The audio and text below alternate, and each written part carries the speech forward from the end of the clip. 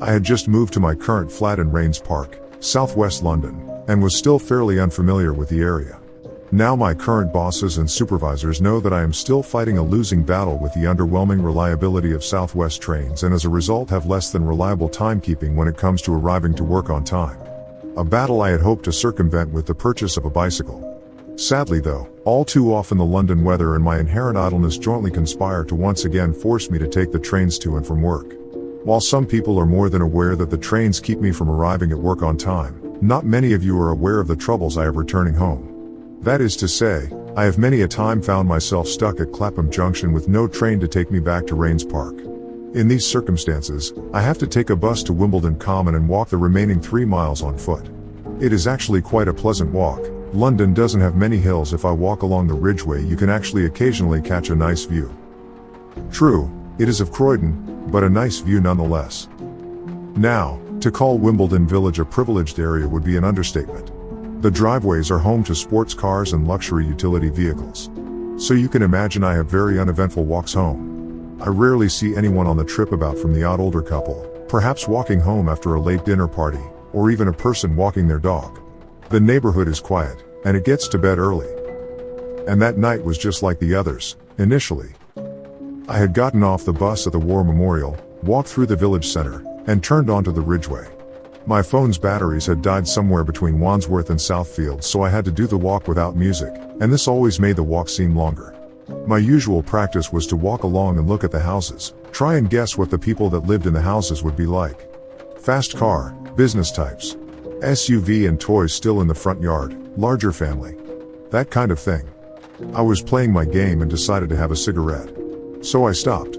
I was searching for my lighter and looking around when I noticed that I was not the only one on the street. Now, this was unusual, but hardly alarming. What was strange, however, was that the person wasn't the sort I had grown used to seeing. It was a young lady. She appeared to be drunk, or tired perhaps. I light my cigarette and paused for a second, just a quick second, to judge if she would be capable of making it home by herself, or perhaps maybe she would need me to see if I could call someone for her. It was at this point I realized that she was crying. I started to walk over to her to make sure she was all right. She stopped walking immediately, frozen. I noticed she was in some sort of Halloween costume, a schoolgirl in fact, and as I got closer I began to realize that she was in fact around the age of 15 to 16. She was deathly white. Her makeup must have been professionally done, or she had spent an incredibly long time preparing it. I began to decide that perhaps her friends had made fun of her costume and she had run off from whatever party she had been at, drunk and upset. I began to start feeling a bit unnerved when I noticed that she was staring directly at me as I approached. I can assure you that in a city the size of London we have an unspoken rule of avoiding eye contact with strangers at all costs. It was at this point I assumed she was under the influence of something other than alcohol, and I decided to be a bit more cautious. I stopped about 4 or 5 feet away and spoke to her. "Are you okay? You seem a little upset. Are you in any sort of trouble?" Nothing from her apart from that stare. "Have you had a little too much to drink? Maybe some smoke?" "Yeah, right. I know hallucinogens when I see them." Still nothing. "Do you need a taxi home? Do you remember where you live?" At this, the girl began to cry again, but this time she was absolutely wailing. I could feel her raw sense of despair. I actually flinched at the sound. It was positively unbearable. She was dancing on the border of hysterics, perhaps even putting one foot along the line to see what would happen. I was stunned. I wanted to console her and run in equal measures. I wanted to comfort her and chastise at the same time. All I managed was a meek, "Why are you crying?" She must have heard me somehow because she began to draw herself back from the edge of what can only be described as a complete breakdown. She was still heaving and sobbing, but once again she brought her eyes up to mine and said very softly, "Because you're going to die." Now, I have been unfortunate enough to witness death firsthand on more than one occasion. Suffice it to say, these events had always left me with a lot to think about, and I, in fact, had come to terms with my own mortality quite early in life. It struck me that perhaps, like too many of us had, this young lady had someone quite close to her die recently. Perhaps she was going through the same dark realizations that follow being in the company of death. The same thoughts that can keep children up at night, and the pews full at churches. I wanted to let her know that everything would be fine, and that death was simply a part of life. All I managed, however, was a slightly incredulous, "I know." At this, she seemed slightly taken back, almost angry. She responded, "You are going to die, and he is going to kill you." Alarms went off in my head. I began to feel more than a little threatened. I decided right there and then that talking this girl down from whatever bad high she was on was no longer my responsibility. Had not the venerable Hunter S. Thompson himself warned us of the dangers of underestimating the ability of a drug to take control of the person? "Good luck," I said, and with that, turned and began to walk away. After about 5 steps I quickly looked back to see her still standing there. She put her head down and began to audibly sob again. I quickened my pace and shortly had walked along a natural bend in the road, leaving her out of sight. I had been left agitated. I remember putting my headphones back in my ears and trying to listen to music from my phone, only to remember it was out of power still. I was still 2 miles away from home, but at the pace I was walking, I was confident I could cover the ground in less than 20 minutes. No less than 2 minutes later was when I first heard the shouting. It was a man's voice, and layered within it was an excruciating sense of malice and rage.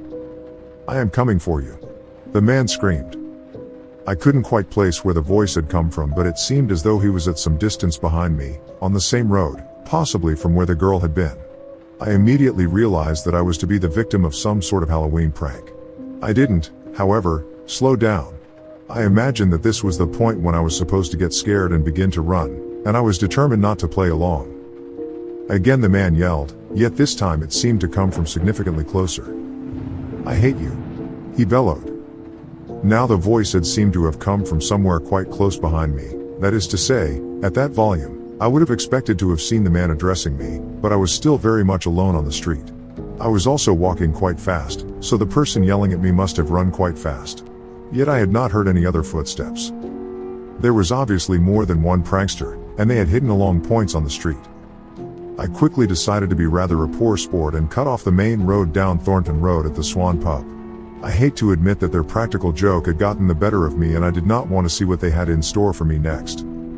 I had made it to the front of the second house on the street when that terrible voice shouted at me again, "You are going to die." This time the voice seemed to have come from the entrance of the street less than 30 yards away. Perhaps one last chance at scaring me before I disappeared into the darker side streets. Since these streets were darker, I decided that I would lose no pride in starting to jog down the hill. I knew it was all probably fun and games, but the ferocity of the shouting left me worried that I could, in fact, be dealing with a real maniac. True, it would have been interesting to be a part of the most elaborate mugging I had ever heard of, but that voice just left me with the impression of true hatred. I didn't want to meet the person, or people rather, that could mimic and channel such malignant feelings at will. I had made it to the curve where Thornton Road becomes King Avenue when all of a sudden I heard someone screaming. "I will kill you," they shouted. This time the voice, the same voice that yelled, seemed to be directly to my right. He must have been hidden behind the fence of some house, or perhaps even hidden within the house. I had obviously walked right into their trap. I broke into a sprint at this point, pride be damned. I began to run quite fast and then faster straight downhill.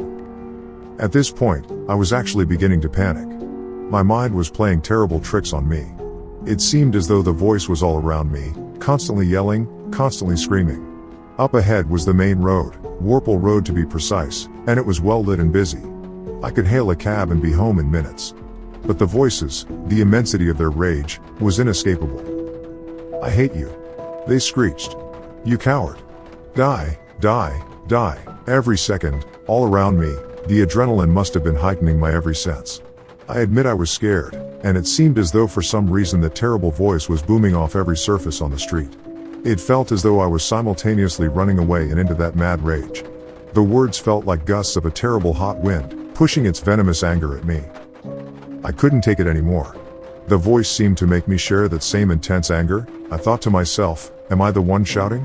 And I felt like a victim. I wanted to kill the people that were playing this mad trick on me. I felt the hatred. "Time to die, coward," they screamed. "I hate you." I decided I had to give up.